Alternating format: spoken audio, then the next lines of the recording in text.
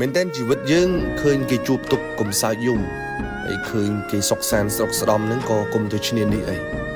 មនុស្សយើងជួបសុខជួបទុកជារឿងធម្មតាទេនៃដំណើរជីវិតយើងនោះធៀបពិតទៅគ្មានអ្នកណាចង់ជួបបញ្ហាទេគ្មានអ្នកណាចង់ជួបវិបត្តិទេសារជាតិជាមនុស្សអ្នកណាក៏មានអារម្មណ៍ថាភ័យអ្នកណាក៏មានអារម្មណ៍ថាខ្លាចអ្នកណាក៏មានអារម្មណ៍ថារន្ធត់ដូចតែគ្នានឹងគ្មានអ្នកណាចង់ជួបបញ្ហាទេ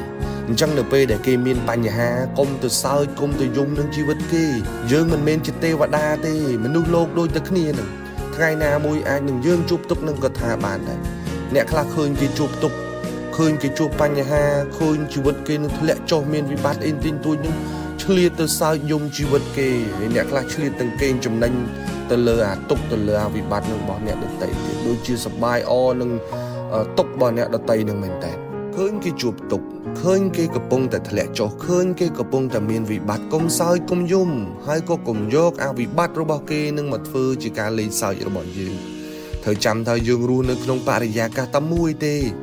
ថ្ងៃនេះយើងជន់គេថ្ងៃក្រោយគេគង់នឹងជន់យើងវិញទេហើយបើយើងបដោះយើងគ្រប់គ្រងអាគំនិតបំផ្លាញគំនិតបំពេញគំនិតជន់ឈ្លីអ្នកដតីនៅពេលដែលគេជួបទុកហ្នឹងណាអ្នកត្រូវចាំថានៅពេលដែលដល់វេនយើងម្ដងទើបយើងដឹងថាកំបិតវាចិត្តដងឯងនៅលើโลกនេះគ្មានអ្នកណាចង់ជួបវិបត្តិទេហើយថាមិនត្រូវថ្ងៃណាមួយវាអាចឈានទៅដល់វេនយើងនឹងក៏ថាបានដែរកុំសើច